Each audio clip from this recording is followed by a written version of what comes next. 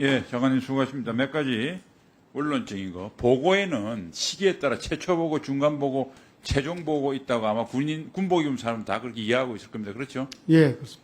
어떤 보고는 한 번에 끝날 보고도 있지만 복잡한 보고라든지 계속 진행적인 보고는 그때마다 수시로 보고를 합니다. 그렇죠? 예, 그 다음에 아까도 제가 말씀드렸지만은 보고는 구두 보고, 서면 보고 다양한 형태가 있을 수 있습니다. 그죠? 예, 그렇습니다. 예. 자, 그러면 아마도 수사 중간 보고서가 됐던 이런 수사 보고서는 열 몇 페이지라고 그랬죠? 그 보고받으신 게? 13페이지인가 그랬다고 그랬습니까? 그 처음에 7월 30일 보고받았을 때 상당히 분량이 있는 예, 보고였었죠? 그렇습니다. 예, 예. 그런 걸 당연히 서면으로 하죠. 그걸 구두로 한두 시간 동안 계속 중얼중얼 보고하는 사람이 누가 있습니까? 그렇죠? 예, 그럼 사인했을 거고. 그다음 간단한 상황 구두 보고도 있죠? 예, 그렇습니다. 그럴 때는 어떻게 합니까? 그렇게 하라고 승낙 아니면 노 이렇게 예스냐 노냐 이걸 하실 거 아닙니까? 그죠? 예, 그렇게 하는 겁니다. 그게 다 보고입니다. 군의 보고의 형태가 단 한 번만 있어야 되고 그 보고는 문서로만 존재한다고 하는 군의 보고 체계를 잘 이해하지 못한 오해에서 비롯된 질문들이다. 저는 그렇게 보고요. 자, 두 번째, 첫 번 보고는 그렇게 복잡한 문서였습니다. 두 번째는 장관님께서 돌아올 때까지 이첩을 보류하라는 거였죠. 핵심. 예, 그렇습니다. 예. 뭐 돌아올 때까지란 말은 처음부터 붙었는지 모르겠는데 어쨌든 이첩 보류죠, 그죠? 예, 그렇습니다. 그럼 자, 해병대 수사단장은 이첩 보류하세요 하고 문서로 내려보냅니까? 워더 써서 보냅니까? 구두로 그런 건 통상 구두로 당연하죠. 합니다. 예. 당연하죠. 예. 아까 어제 결제했는데 해병대 사령관 내 어제 결제를 일단 첫 보고를 받아서 일단은 뭐 첫 번에 했는데 근데 가만히 보니까 그 내용 중에서 이건 좀 무협하니까 다시 이첩 보류하세요. 그러면 되는 것을 그걸 워더 써서 문서로 해가지고 사인 받아서 내려야 그게 유효한 겁니까? 아닙니다. 구두로 충분히 가능합니다. 예. 그러니까 정말 그런 걸 가지고 문제를 삼는 것은 군 보고체로 모른 무지의 소치다. 아니면 알면서 했으면 억지 우기는 거다. 저는 그렇게 생각합니다. 다음 두 번째.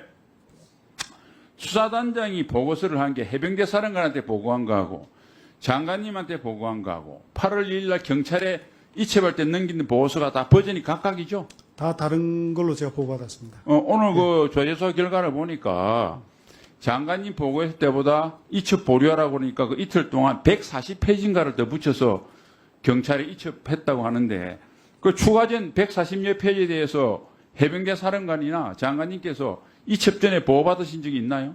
전혀 몰랐습니다. 그럼 왜 그렇게 붙입니까? 그럽니까? 아니, 그러면 이분은 웬 버전이 그렇게 많아요? 자, 그 다음입니다. 자, 두 사람이 있습니다. 한 사람은 처음부터 계속 말이 바뀝니다. 할 때마다 말이 바뀝니다. 한 사람은 처음부터 끝까지 똑같은 이야기를 합니다. 누가 거짓말 합니까? 말이 바뀌는 사람이 거짓말. 말 바뀌는 것 자체가 거짓말이에요. 제가 느끼기에 제가 그동안 쭉 보았길래 장관님이나 우리 법무관리관이나 해병대 사령관은 처음 했던 말하고 달라진 게 있습니까? 지금까지 없습니다. 그러니까요. 해병대 아까 우리 존경하는 우리 성일종 의원이 이야기했는데 수사단장 뭐 시간에서 언급 안 하겠습니다. 할 때마다 말이 바뀌어요. 이런 사람은 진실을 이야기를 하고 해병대 사령관에 나머지 군 관계자는 전부 다 거짓말한다? 그거야말로 편견에 의한 판단이다. 저는 그렇게 생각합니다. 장관님 어떻게 생각하세요? 예, 저도 의원님 말씀하시는데 공감합니다. 자, 해병대 사령관과 수사단장이 7월 30일부터 8월 2일까지 해병대 역사상 또는 군 역사상 있을 수 없는 진실 게임을 벌입니다. 그리고 그런데 거부하고 갑니다. 아까 집단항명이 얘가 있었냐고 하는데 집단항명한 몇십 년 동안 적이었기 때문에 집단항명에 죄가 없었고 이제 결국은 그 해병대 수사단장이 처음에는 나중에 확인을 해보니까 그 수사관들은 해병대 수사단장이 이거 장관님이나 해병대 사령관 그 승인을 받았다고 해서 갔기 때문에 사실은 그 사람들 책임이 없다고 해서 바뀐 거죠.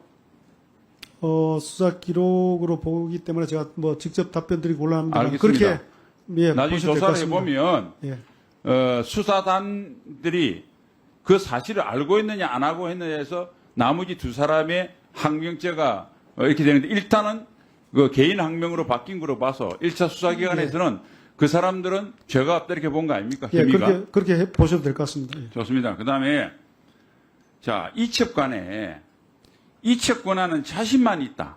또는 수사 지휘와 관련돼서 정확한 게 모르고 수사지 사실에 대한 왜곡이냐 아니면 법률적 규범적 판단에 대한 이야기냐 이에 대한 식별이 굉장히 위협했다고 생각하는데 어떻게 생각하십니까? 기록을 제가 아마 의원님 말씀하시는 그런 판단을 할 수 있을 걸로 보여집니다. 예. 차라리 이야기가 나온 게 예. 수사단장이 계속 해병대 사령관한테 해병대 부사령관이 있으시죠? 그 회의석상에서 이첩을 보류하라고 하니까 요거는 나한테 그 이야기를 하는 건 월권이라고 해병대 수사단장이 해병대 사령관한테 이야기했다고 하는데 사실입니까? 예, 사실입니다. 그러니까 이 사람은 수사 지휘가 뭔지 법을 잘 몰라요. 내가 보니까 수사단장이 안타깝게도 이제 그 해병대 부사령관 예. 또 그래도 이거는 이런 이유도 법적인 이유로 충분히 이걸 이첩을 보류하는 게 합법적이라고 이야기를 하고 나니까 이제 할 말이 없으니 수사단장이 그 회의석상에서 유족들에게 이미 수사 기록을 다 보여주기 때문에 지금 유족들이 알고 있는 거하고 뒤집으면 큰 문제가 생긴다고 이야기했습니까? 네, 그 말도 했습니다. 그럼 어떻게 된 거예요? 아니 수사 사실관계도 추가 수사하면 사실이 바뀔 수 있어요. 그거는 그렇다 칩시다. 그 사실에 기초한 규범적 판단은 경찰에서 일사 판단을 해서 검찰로 송치하면 검찰이 또 바뀌고 재판부 가서 1심, 2심, 3심 다 바뀝니다. 그거를 자기가 초동 조사를 한 사람이 이 법률적 판단이 무조건 맞다. 그리고 그걸 먼저 확실치도 않은 걸 유족한테 다 설명을 해서 그래 놓고 유족한테 설명을 했으니까 이 법률적 판단을 바꾸는 게 위법이다. 말이 됩니까? 예, 문제가 있습니다. 분명히. 네.